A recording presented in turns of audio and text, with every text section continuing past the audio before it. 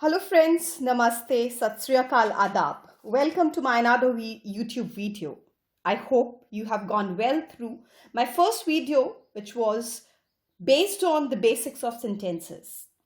Now let us resume the remaining part of sentences, that is the division.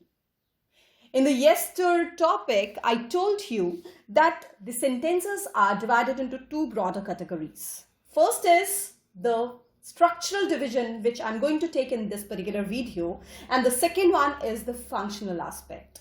So let's begin with the structural aspect of the sentence division. So basically, depending upon the structure of the sentence, these sentences are divided into four categories: simple, compound, complex, and compound complex sentences. So let's begin with the first one, that is simple sentences. These sentences we are using every now and then. These are such sentences which should carry or which must have a single clause. Single clause, if we're talking about, that means it should carry at least one verb which is independent. Single clause which is independent having a verb. So, because clause is what? It is again, it also comprises of a verb and a subject. So here, simple sentences should have at least one verb and a clause which is independent. So, independent clause having a verb. So, let's check with the examples first of all. So, let's begin with the first example. I always wanted to become a teacher. So, herein two verbs are taken into consideration. At least one verb has to be there, but in the first case, two verbs, wanted and become, they have taken into consideration. I is a subject. It is a doer who is performing this action, right? Now, second is a pen is mightier than a sword. Here, one subject and one verb form. Alisa every day goes to school to study or library to study. So, let's elaborately concentrate on what exactly the simple sentences are. So, let's begin with the first type of simple sentence, that is the sentences which carry a single subject and single verb. So, such simple sentences which carry one verb, one subject. So, let's check the examples. The staff performed well. Here, the staff is a single subject and performing is another verb, one verb. A white shirt always looks sharp. White shirt, a single subject, looks, a verb. So, one subject, one verb. On the other hand side, if we'll talk about compound verbs and compound subjects, we can see they are divided into two categories again. One is having single verb and two or more subjects. So, example says, Jack and Jill went up the hill. I have taken this example from a beautiful English rhyme for children. Jack and Jill went up the hill to fetch a pail of water. So here, Jack and Jill are two subjects who are performing one action, who are performing one work, that they are going up the hill. So, Jack and Jill, two subjects performing one action. So, it is two subjects, one verb. Again, David and Anna play cricket every evening. David and Anna, again, two subjects. And cricket is what the play, they are playing one thing every evening, that is they're performing one action. Two individuals performing single action. So, two human beings performing single action, two subjects with a verb. Another form, the dog barked and ran. Here, one subject performing two actions, barking and running. The cat and the dog yelled and howled. Now you can see that two subjects, cats and dogs, they are performing two activities, yowling and howling. So here you can see that these type of sentences are referred to as simple sentences depending upon the category of the sentences which we generally use in day-to-day life. Now, carrying with the second form, so carrying forward with the second form, that is compound sentences. Compound sentences says that a sentence should have at least two independent clauses. I have told you what is dependent and what is independent. Independent is an individual entity which stands alone, which does not need any external agency to make its sense complete. It is complete in itself. However, dependent, it always requires an independent clause to make its sense complete. So, a compound sentence should carry at least two independent clauses. These clauses are joined by conjunctions and punctuations or sometimes both.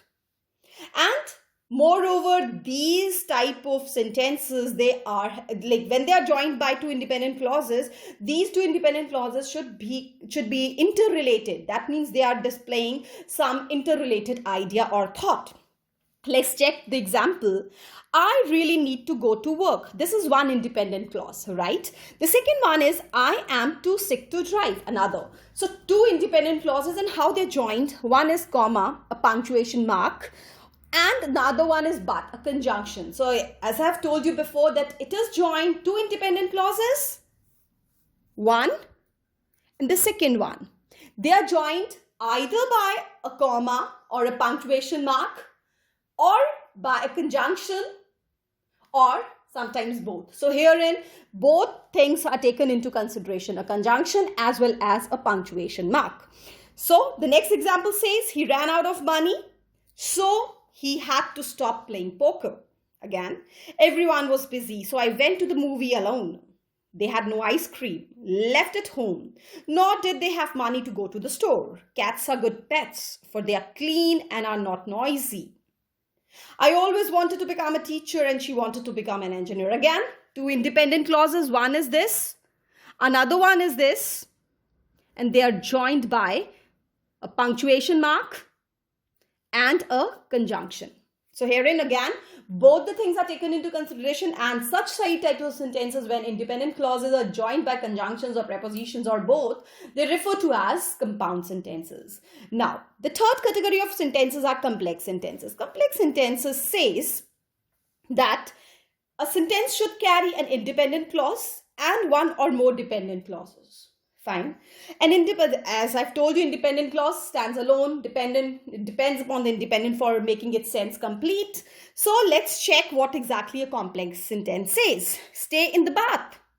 One independent clause. And here a conjunction is used. So until the phone rings. The phone rings is complete, but I'm joining a word until, and which is making it dependent. Fine. So whensoever I'm applying the word until, it will automatically put a question. Then. So next says, when a distinguished scientist states that something is possible, he is almost certainly right. A distinguished scientist states that something is possible. Complete. However, when I'm applying the word when, a conjunction when, it becomes a dependent clause, and it always requires a dependent clause to make its sense complete. So it is independent. It is independent. However, it is dependent. So when this word is used, so it is making this particular sentence as a complex one. Fine. Dependent and independent. When the cake gets brown, take it out of oven. So again, if it is the cake gets brown, it's okay, independent one.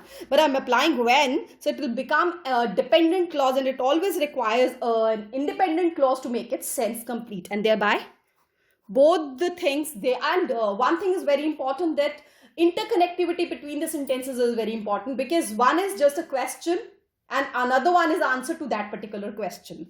Fine. So these are complex sentences.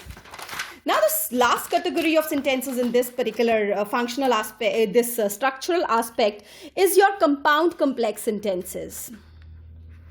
So, compound complex sentences are basically those sentences that should have at least two independent clauses and at least one independent clause. So, two independent clauses has to be there and one dependent clause has to be there. So, now just check with the first example. I stopped believing in Santa Claus when he asked for my autograph in a department store, but I still want to believe in him. Now you just check with the first example. Compound complex sentences are the mingling of two types of sentences, compound as well as complex. So let's check with the first one.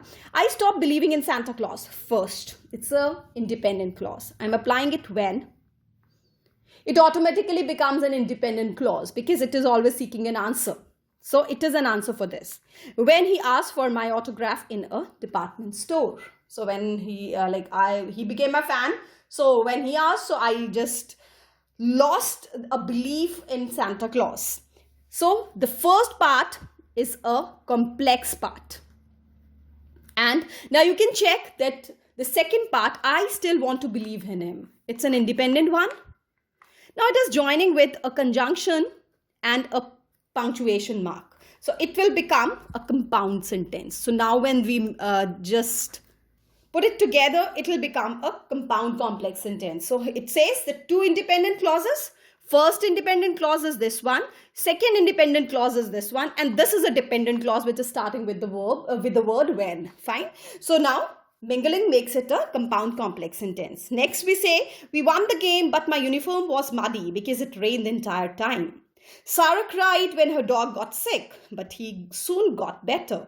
The sun is shining through the clouds, so I think that we can go swimming. So all these sentences, they are joined by conjunctions, punctuation marks, and they are basically the clubbing of compound and complex sentences. So I hope my video has made you understood the real aspect of structural division of sentences. And again, I'll start with the functional division in my next video. Again, if you like my video, please like, share and subscribe my YouTube channel. And if you're having any query, please put it in the comment box. I'll for sure resolve your queries. And keep reading, keep learning. Thank you so much. Have a wonderful day. Take care. Goodbye. See you with the next video. Thank you so much.